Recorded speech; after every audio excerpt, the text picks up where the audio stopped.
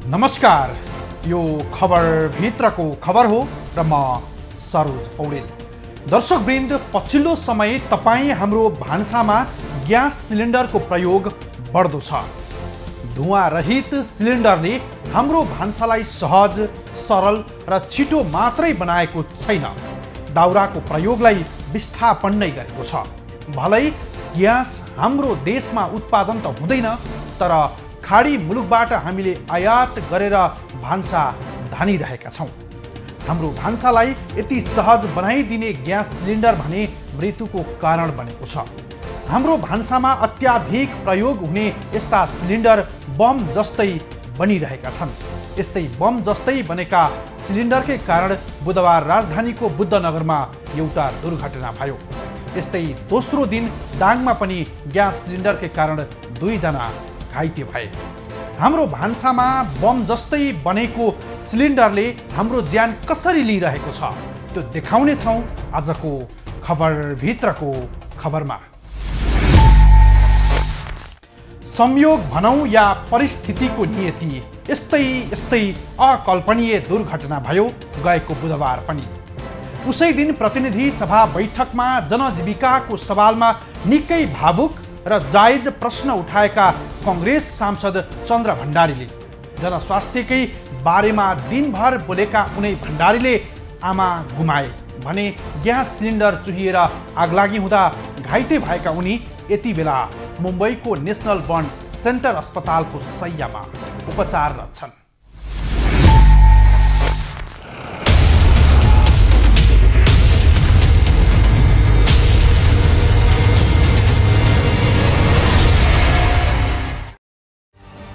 सांसद चन्द्र भण्डारीको मुम्बईमा उपचार।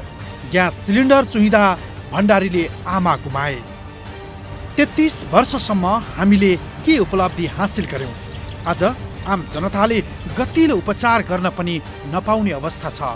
हामीले राज्य परिवर्तनको उपलब्धि भन्दै चर्चा गरिरहँदा यो देशको अवस्था किन बदलिएन? प्रतिनिधि सभा बैठकमा कांग्रेस सांसद चन्द्र भण्डारीले सभामुख मार्फत सिंहदरबारका शासकहरूलाई यसरी संगीन प्रश्न गरेका थिए। फास्ट ट्र्याक काठमाडौँबाट निजगढ जाने 59 मिनटमा जाने सडकलाई अहिलेसम्म हामी बनाउँदैनौँ। व्यापार घाटा भयो भन्छौँ। यस्तो पनि मुलुक हुन्छ, यस्तो पनि सरकार हुन्छ, संसारमा यस्ता पनि नेता हुन्छन् जसलाई न समाजप्रतिको लाज छ, न सद्भाव छ, जनताप्रतिको सद्भाव छ। महाभारतमा सभामुख महोदय जब द्रौपदीको वस्त्र हरण हुन्छ त्यति बेला द्रौपदीले भन्छन् भीष्म पितामह, द्रोणाचार्य, किरेवापाचार्य जस्तो व्यक्तिहरू भएको ठाउँमा आज द्रौपदीको वस्त्र हरण हुँदाखेरि एक शब्द कोही बोल्दैनन्।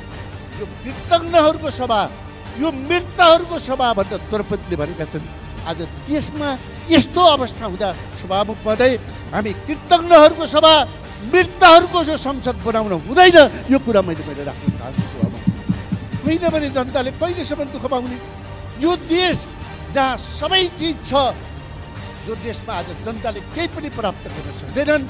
त्यसकारण सभामुख महोदय मार्फत म आग्रह गर्न चाहन्छु, तिमी प्रधानमन्त्री बनाउला, तिमी पूर्व बन्यौ कि पश्चिम बन्यौ कि मेरो सवाल होइन। तिमी मञ्चमा असीमित समय लिएर बोल्छौ, तर तिमीले नेपाली जनताको आवाज कहिले बन्यौ? सधैँ झगडा, सधैँ टन्टा, सधैँ अर्कालाई गाली, कहिले पनि नेपाली जनताको कुरा गर्न सक्दैन। त्यसकारण सभामुख महोदय 65 वर्षसम्म एउटै नारा लिएर अब यो मुलुक अगाडि बढ्न सक्दैन। कि त गर्न नसक्नेहरूलाई पार्टीभन्दा माथि उठेर वनवासतिरको बाटो देखाउनु पर्यो, होइन भने मुलुक अब यो अवस्थामा रहन सक्दैन। यो भनाई गएको बुधबारको संसद बैठकमा उनै घाइते भएका सांसद चन्द्र भण्डारीको हो, जो त्यसै दिन राति 10 बजेतिर काठमाडौँको बुद्धनगर स्थित उनको निजी घरमै ग्यास सिलिन्डर चुहिँदा आगो लागेको थियो र निसासिएर उनी घाइते भए। चिकित्सकका अनुसार सांसद भण्डारीको 25 देखि 30% शरीर जलेको थियो, तर उनको नेपालमा उपचार सम्भव नभएको भन्दै भारतको मुम्बई पुर्याइयो। यति बेला उनको सघन उपचार भइरहेको छ। ग्यास सिलिन्डरकै कारण उपचारमा रहेका सांसद भण्डारीले यही घटनामा आफ्नी आमा गुमाए। उनकी आमा हरिकला भण्डारीको ज्यान जोगिएन। कीर्तिपुर वन अस्पतालमा उपचारको क्रममा मृत्यु भयो। उनै उपचाररत सांसद भण्डारीले भने जस्तै यो देशमा गतिलो अस्पताल हुन्थ्यो भने उनकी आमालाई मृत्युबाट जोगाउन सकिन्थ्यो। यस्तै धेरै नागरिकहरू जलेकै कारण मृत्यु रोज्न विवश हुँदै थिए होला र सांसद भण्डारीको पनि स्वदेशमै उपचार हुन्थ्यो होला। भण्डारीले भने जस्तै 33 वर्षमा सत्तामा आउजाउ गरे दलका नेता, तर गतिलो स्वास्थ्य संयन्त्र बनाएनन्। यदि राजनीतिक नेतृत्व इमान्दार हुन्थ्यो भने यो भयावह र कहाली लाग्दो स्वास्थ्य अवस्था मुलुकले झेल्नु पर्ने थिएन। बरु उनै शासकहरूले स्वास्थ्य क्षेत्रमा माफियाको प्रवेश गराएर हाम्रो स्वास्थ्य प्रणाली ध्वस्त पारिएको छ भन्छन् नागरिक अगुवा प्रेमलाल महर्जन। तर एउटा सर्वसाधारणको कुरा गरौँ त, मैले तपाईँलाई भनिरहँदाखेरि 2074 सालतिरको कुरा हो। ललितपुरमा 2टा घटना भइसकेको छ। 74 सालमा 78 सालमा ज्यानै गएको छ। 74 सालमा 3 जनाको ज्यान गयो, 78 सालमा तपाईँको 5 जनाको ज्यान गयो। 74 सालकोमा त हामी राष्ट्रिय उपभोक्ता मञ्चको मैले नेतृत्व गरिरहेको छु। हामीले संस्थाले दबाब दिएको कारणले एकजना व्यक्तिले नि 20-30 लाख पाए, 3 जनाले क्षतिपूर्ति पाए। सबै ठाउँ त हामी पुग्न सक्दैन र 78 सालमा फेरि पाटनमै भयो। एउटै परिवारको 5 जनाको मृत्यु भयो, त्यो पनि तिहार मनाइराखेको बेलाको होइन। तिनीहरूले अहिलेसम्म राम्रोसँग क्षतिपूर्ति पाएको छैन। क्षतिपूर्ति पाएको छैन। नगरपालिकाले आफ्नो नागरिक भएको कारणले 1-2 लाख दिएछ, अर्कोले 1-2 लाख दिएको छ होइन। अनि जबरजस्ती हामीले गरेको कारणले ग्यास उद्योग व्यवसायले अलिकति पैसा दिएको छ, त्यसपछि पैसा दिएको छैन। भनेको मतलब सर्वसाधारण त मर्डो रहेछ नि त होइन। एकातिरवटा विस्फोटमा परेर मरिने गयो, मर्ने मान्छेलाई क्षतिपूर्ति दिन पनि गाह्रो। अर्कोतिर गएको सालकै मात्र म तपाईँलाई भन्नु, लामातारमा 29वटा ग्यास सिलिन्डर त्यत्तिकै पड्क्यो। एउटा रेस्टुरेन्टमा भएको ग्यास सिलिन्डर त्यत्तिकै पड्क्यो, 29वटा ग्यास सिलिन्डर। धन्न त्यहाँ मानवीय जोखिम त्यो भएन, दुर्घटना भएन, एकजना पनि मरेन, त्यो राम्रो। तर त्यसबाट त्यो रेस्टुरेन्टको हो करिब 30 लाख उसको आफ्नो दाबी अनुसार खर्च भएको छ, नोक्सान भएको छ। र 30 लाख नोक्सान भएकोमा जम्मा जम्मी इन्सुरेन्सले कति दियो भने जम्मा जम्मी 4-5 लाख भनेपछि त उद्योगहरू पनि पन्छिराखेको अवस्था छ, सरकार सुटिराखेको अवस्था छ होइन। पीडित मान्छे त पीडित भएर बसेको छ। राजनीतिक नेतृत्वले संघीय लोकतान्त्रिक समावेशी गणतन्त्रको जति नै चर्चा गरे पनि हाम्रो स्वास्थ्य अवस्था कस्तो छ भन्ने कुरा सांसद भण्डारी घाइते भएको घटनाले मुखभरि जवाफ शासकहरूलाई पक्कै दिएको होला। यदि मुलुकमै आगोले जलेर घाइते भएकाहरूको उपचार गर्ने गतिलो अस्पताल हुन्थ्यो भने विदेश जानुपर्ने थिएन होला। वर्षमा 18 अर्बका देशभरिका डाँडाभरि भ्यू टावर बनाउने यो राज्यले गतिलो अस्पताल बन्थ्यो यति ठुलो रकमले। तर भ्यू टावरबाट कमिसनको मोटो रकम बुझ्ने उनै राजनीतिक नेतृत्वले अस्पताल बनाउन किन चासो राख्थ्यो होला र? कुनै पनि राज्यको दायित्व हो नागरिकको स्वास्थ्य सुरक्षाको ग्यारेन्टी गर्ने। पश्चिमा पुँजीवाद मुलुकमा समेत स्वास्थ्यप्रति राज्य जिम्मेवार हुन्छ। स्पेन जस्तो मुलुकले पनि कोरोना पछि नागरिकको स्वास्थ्यमा ठूलो लगानी मात्रै गरेन, नागरिकको स्वास्थ्यको सुरक्षा गर्ने नीति कार्यक्रमसँगै संयन्त्र निर्माण गर्यो। तर नेपालले संविधानको प्रस्तावनामै समाजवाद उन्मुख मुलुकको परिभाषा गर्यो। संविधानको धारा 35मै जनताको स्वास्थ्यको ग्यारेन्टी समेत गर्यो। तर उपचार गर्न पहिले पैसा खन्ती नगर्नेसम्म डाक्टरले बिरामी नै फर्केर हेर्दैन।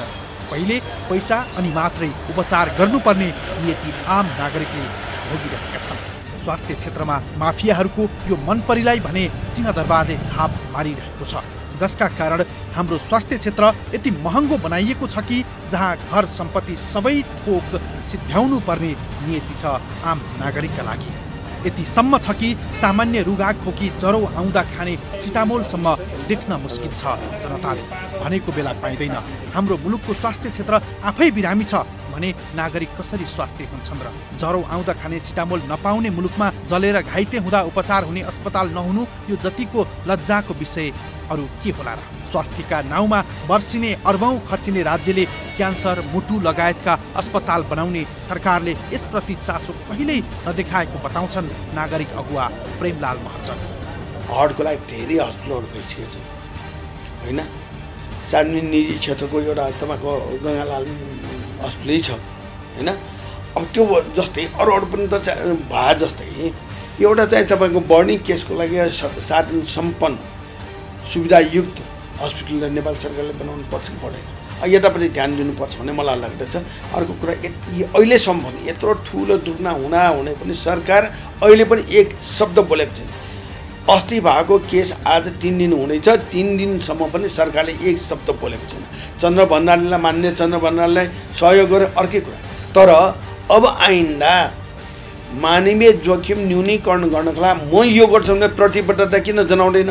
अर्को कुरा म तपाईँलाई चाहिँ तपाईँकै टेलिभिजन मार्फत म माननीय सांसदजीहरूलाई संसदका सांसदजीहरूलाई म आग्रह गर्न चाहन्छु, तपाईँहरू आफ्नो सुविधाको लागि तपाईँ ठुल्ठुलो कुरा आवाजले चिच्याउनुहुन्छ, सुविधा चाहियो भनेर तपाईँले एउटा सुविधा माग्नुहोस् न। अब पैसाको सुविधाको लागि हरेक सुविधा भौतिक सुविधाले तपाईँ माग्नुहुन्छ भने एउटा सुविधा तपाईँ फेरि पनि माग्नुहोस् न, किनभने तपाईँकै सांसद दुर्नाम परेर एकजना मरिसकेको छ, एकजना घाइते भएर चाहिँ अहिले भारतमा छ।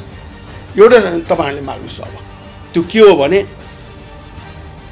यो बर्निङ केसको लागि नेपालमै सुविधा सम्पन्न हस्पिटल चाहियो भनेर तपाईँहरू कराइदिनुहोस् त, हामी तपाईँहरूको लागि ताली बजाउँछौँ।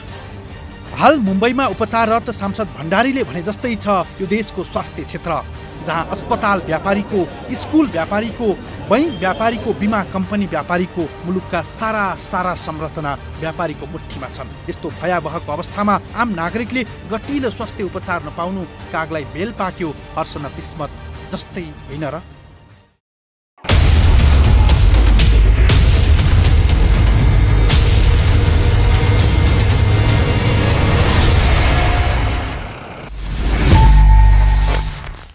दर्शकवृन्द, नेपाली राजनीतिमा लामो समयदेखि सङ्घर्ष गर्दै आएका भण्डारी लोकप्रिय नेता हुन्। व्यवस्था बदलिए पनि आम नागरिकको अवस्था नबदलिएको भन्दै शासकहरूसँग प्रश्न गर्दै आएका भण्डारीले भने यो देशमै उपचार गराउन चाहन्थे। देश र जनताप्रतिको उनको प्रेम उनका अभिव्यक्तिबाट प्रष्टै हुन्छ। तर यो सत्ताले स्वदेशमै जलेको उपचार गर्ने गतिलो अस्पताल बनाउन सकेन। सांसद भण्डारी जस्तै यस्ता दुर्घटनाबाट कतिको ज्यान गएको छ, यो विवरण सहितको सामग्री देखाउनेछौँ, हामी सँगै रहनुहोला।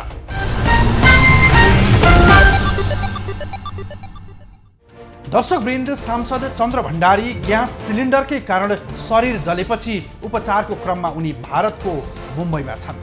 चिकित्सकका अनुसार उनको शरीरको करिब 30% भाग जलेको छ। पछिल्लो प्राप्त विवरण अनुसार उनको स्वास्थ्यमा क्रमिक सुधार भइरहेको छ। आम उपभोक्ताको भान्साका लागि निकै सुविधा मानिएको ग्यास सिलिन्डरले धेरैको ज्यान लियो। भान्साको बम जस्तै बन्दै गएको ग्यास सिलिन्डर प्रयोग गर्ने विषयमा सचेतना नहुनु र राज्यका निकायहरूको निकम्मापनले सांसद भण्डारीको आमा हरिकला भण्डारी जस्तै ज्यान गुमाउने धेरै छन्।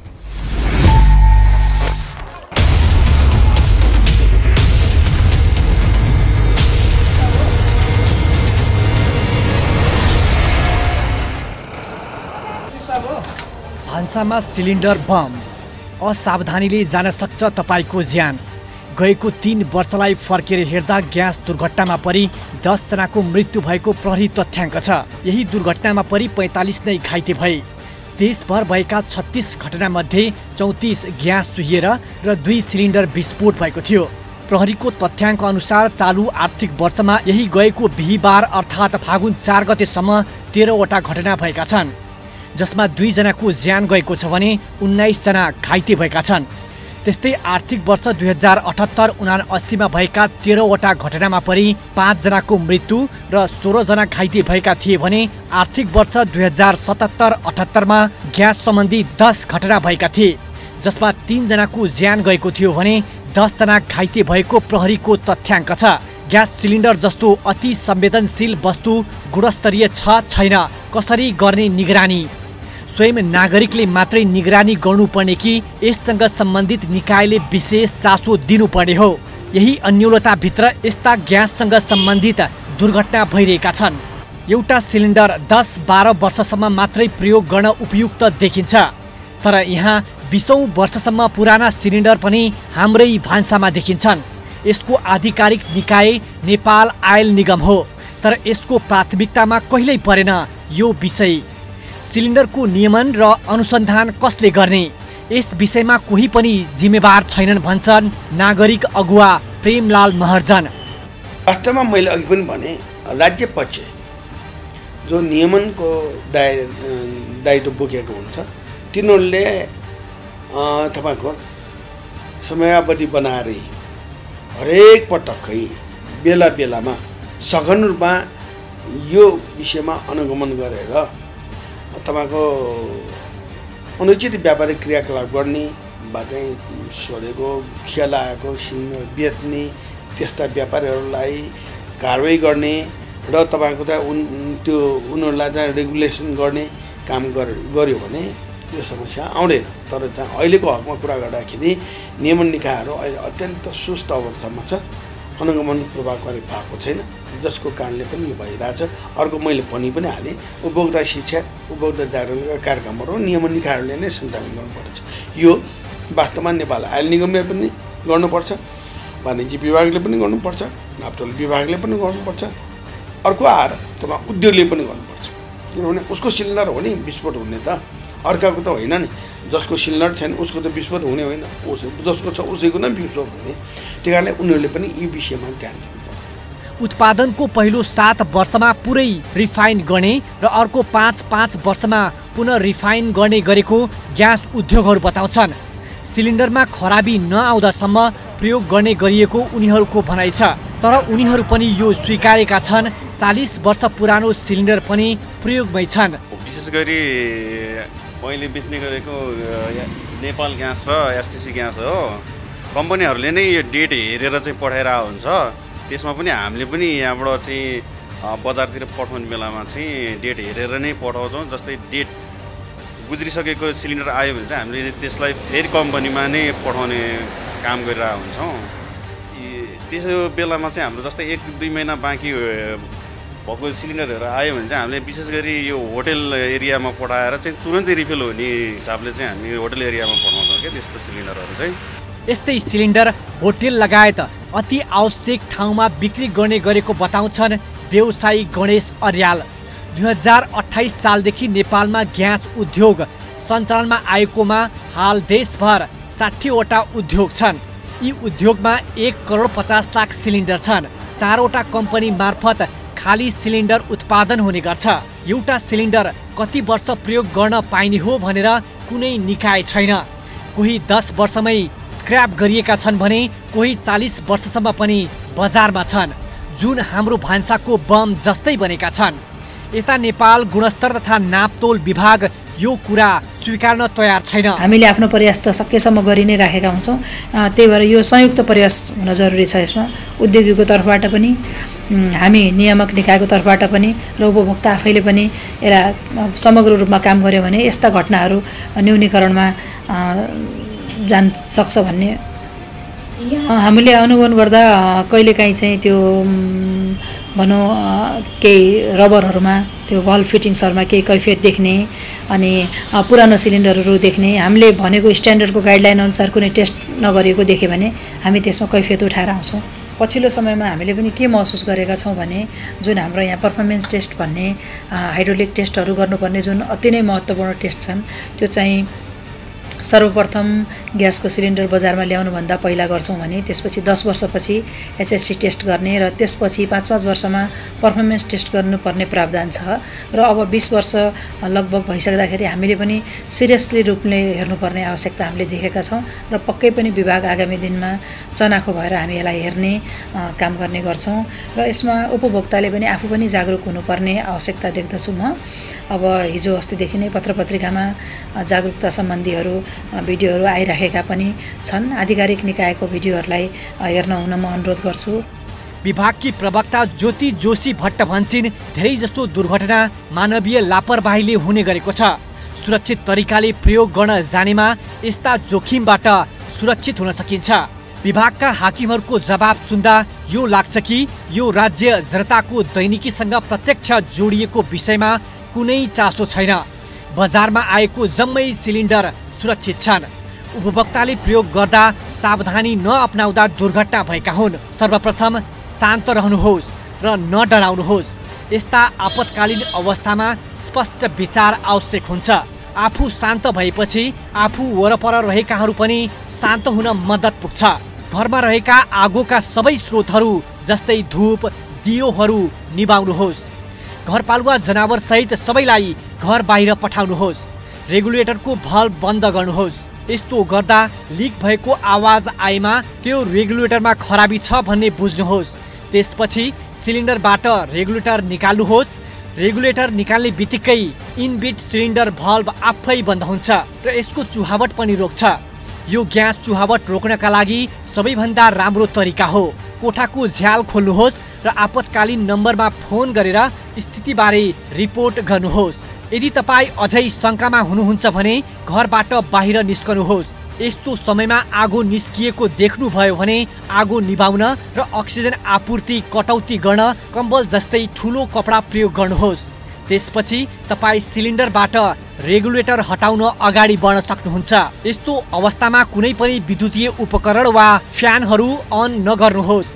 स्विचहरूले प्राय आन्तरिक विद्युत स्पार्कहरू दिन्छन् जसले विस्फोट गर्न सक्छ। चलिरहेको कुनै पनि उपकरण बन्द गर्नुहोस्। यसले पनि विद्युत स्पार्कको जोखिम हुन्छ।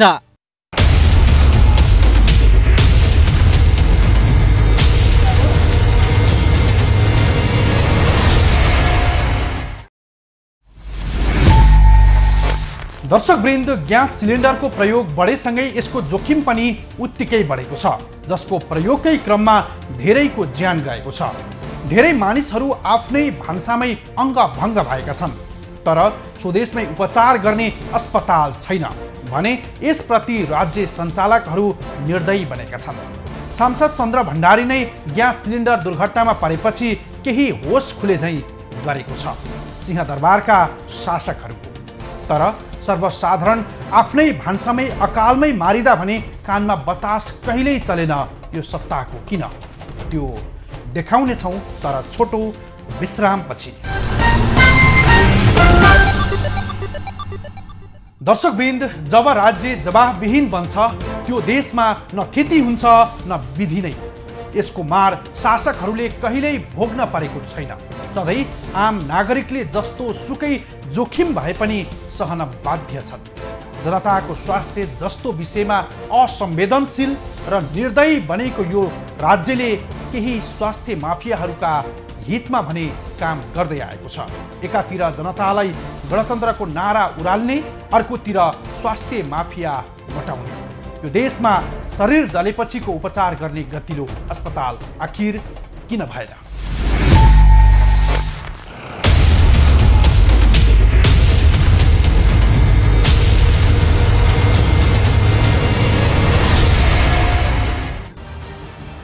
सत्तामा स्वास्थ्य माफिया, ध्वस्त स्वास्थ्य प्रणाली। स्वास्थ्य क्षेत्र कति ध्वस्त भएको छ भन्ने तथ्य अब खोज्न टाढा जानु नपर्ला, किनकि स्वास्थ्य क्षेत्र माफियाहरूको कब्जामा छ। उनै माफियाहरू नै यो मुलुकको कार्यकारी तहमा पुगेका छन्। पटक पटक जनताको शिक्षा, स्वास्थ्य र रोजगारीको नारा उरालेर उनीहरू व्यापार गरिरहेका छन्। चुनावी फन्डाको भर्याङ चढेर उनीहरू जति पटक सत्तामा पुगे पनि हाम्रो स्वास्थ्य क्षेत्र सुध्रिएन, किनकि उनीहरूको राजनीतिक जनताको सेवा गर्नका लागि थिएन। सत्तामा पुगेपछि उनीहरूको प्राथमिकता जहिल्यै सीमित घरानियाहरूको स्वार्थका लागि मात्रै रह्यो। यस्तो हुनुमा सरकारमा पुग्नेहरू नै माफिया व्यापारीहरू भएको दाबी गर्छिन् पूर्व प्रधान न्यायाधीश सुशीला कार्की। स्वास्थ्य व्यापार, हरेक कुरामा व्यापार छ। म कतिपय देख्छु बाबुआमा रोएको देख्छु। म घर पढाउने इच्छा छ, डाक्टर बनाउने इच्छा छ। कतिवटा केटाहरूलाई म देख्छु डाक्टर बनाउने इच्छा राखेका छन्, इन्जिनियर बनाउने इच्छा राखेका छन्। मैले एउटा केटालाई मैले नजिकबाट देखेँ, बिचरा म बसेको एरियामै थियो। उसले त्यो टुप्पी कसेर दिन रात पढेर स्कलरसिपमा उसको बाउआमाको हैसियत होइन स्कलरसिपमा नाम निकाल्नलाई मरिमेटेको देख्दाखेरि म छक्क पर्थेँ। अहिले बाउआमालाई पनि म देख्छु सकस छोराछोरीले पढ्ने रहर गर्छ बाउआमालाई पनि पढाउने रहर छ तर हैसियत छैन। मरिमेटेर जग्गा बेचेको छ ऋण लिएको छ अनेक गरेको छ। अब वास्तवमा हो पनि तपाईँ घर जग्गा यी कुराहरू केही पनि होइन। घर जग्गा तपाईँको जुन प्रपर्टी पनि एसेट केही पनि हो के हो भने आफ्नो घरमा 2टा सन्तान छ त्यसलाई राम्रोसँग पढाएको रहेछ भने त्यही सन्तान चाहिँ सप्रियो भने सम्पत्ति नै त्यही हुन्छ। बाउआमा जबमा छन् भने पेन्सनले बाँच्छन् छोराछोरीले कमाएर खायो भने त्यो घर एउटा के भने राम्रो उज्यालो हुन्छ। त्यसैले कति देख्छु म मरिमेटेका छन् अनेक गरेका छन् यति दुःख गरेका छन् यति दुःख गरेका छन्। त्यो स्कलरसिप कसले पाउँछ त्यो सहुलियत सरकारले दिने कसले पाउँछ त्यो पनि थाहा छैन। हरेक कुरो अन्धकारमा छ। एकदम शिक्षा बिजनेस भएको छ क्या व्यापार पहिले त्यस्तो थिएन। 2046 यताको राजनीतिक परिवर्तनपछि हामीले स्वास्थ्य क्षेत्रमा विकास गर्यौं भनेर जे जति तर्क वितर्क गरे पनि हाम्रो स्वास्थ्य क्षेत्र कस्तो छ भन्ने पछिल्लो एउटा घटना हो सांसद चन्द्र भण्डारी घाइते भएको प्रसङ्ग। ग्यास सिलिन्डर चुहिएर आगलागी हुँदा घाइते भएका सांसद चन्द्र भण्डारीको यो मुलुकमा उपचार सम्भव भएन। शरीर जलेको उपचार यही हुनु पर्थ्यो। विडम्बना उनलाई भारतको मुम्बईमा उपचारका लागि लैजानु पर्ने बाध्यता आइलाग्यो। शरीर जलेको उपचार समेत हाम्रो देशमा नहुने भएपछि हाम्रो स्वास्थ्य प्रणाली कस्तो छ त्यो अब दोहोर्याइरहनु नपर्ला।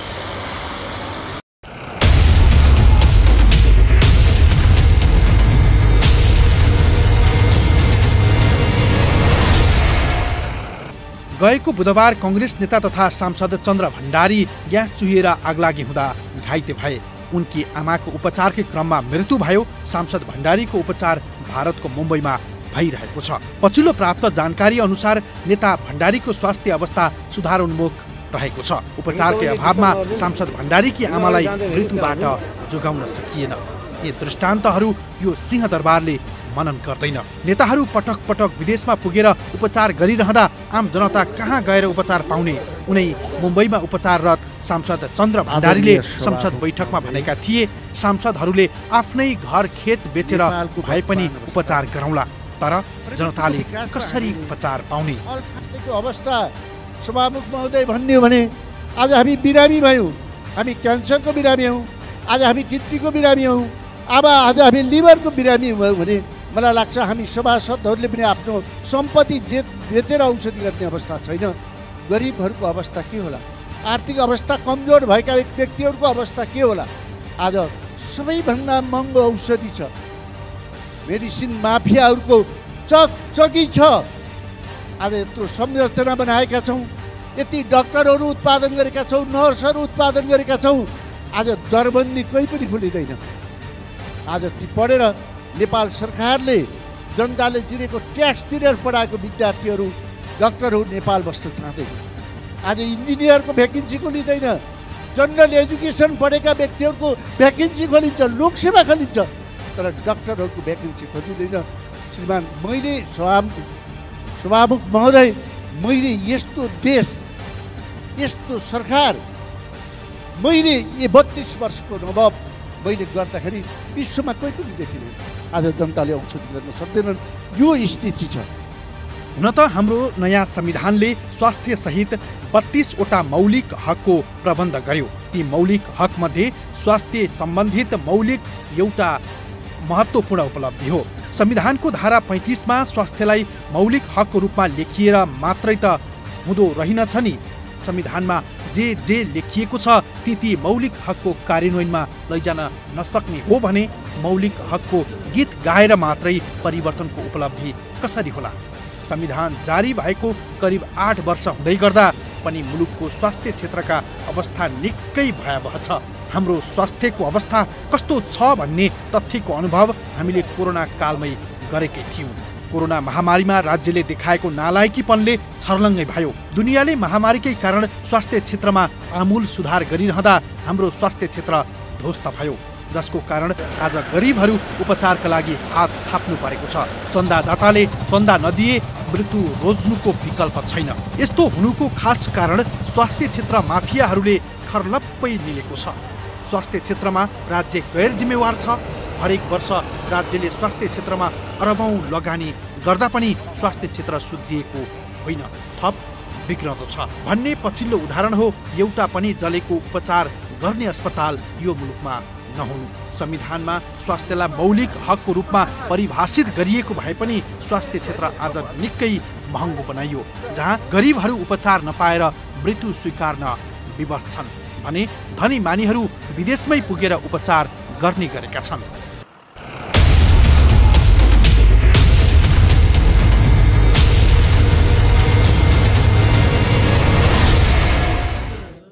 निजीकरणले खर्लप्पै निलेको स्वास्थ्य क्षेत्र। यो राज्यले संविधानमा स्वास्थ्य क्षेत्रलाई मौलिक हकको रूपमा राख्यो, तर स्वास्थ्य, शिक्षा र रोजगारी जस्ता सामाजिक पक्षलाई बजारमा छाडा छोडिदियो, जहाँ स्वास्थ्य माफियाहरूले कब्जा गरे।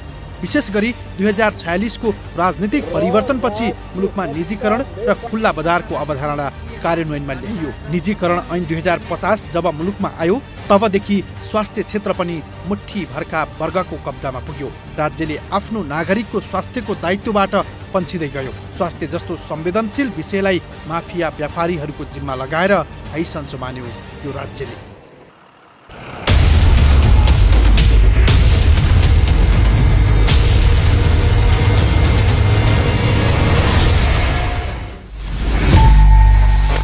हो, संविधानले नागरिकको स्वास्थ्यलाई मौलिक हकको रूपमा व्यवस्था गर्यो, तर त्यो फगत जनता झुक्क्याउने र चुनाव जित्ने अस्त्र मात्रै बन्यो। यदि राजनीतिक नेतृत्व जनताको स्वास्थ्य जस्तो संवेदनशील विषयमा गम्भीर हुँदो हो त आज शरीर जलेकै भरमा उपचार नपाएर हरिकला भण्डारी जस्ता आमाहरूले मृत्यु रोज्नुपर्ने थिएन होला।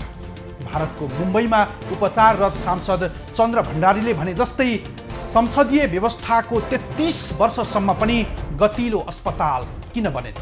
के गणतन्त्र र लोकतन्त्रका हिमायतीहरूले यस प्रश्नको जवाफ दिन तागत राख्छन्? हवस् त, आजलाई यति नै। भोलि अर्को खास विषय लिएर उपस्थित हुनेछौँ। खबरभित्रको खबरका लागि हेर्दै रहनुहोला एबी न्युज खबर। नमस्कार।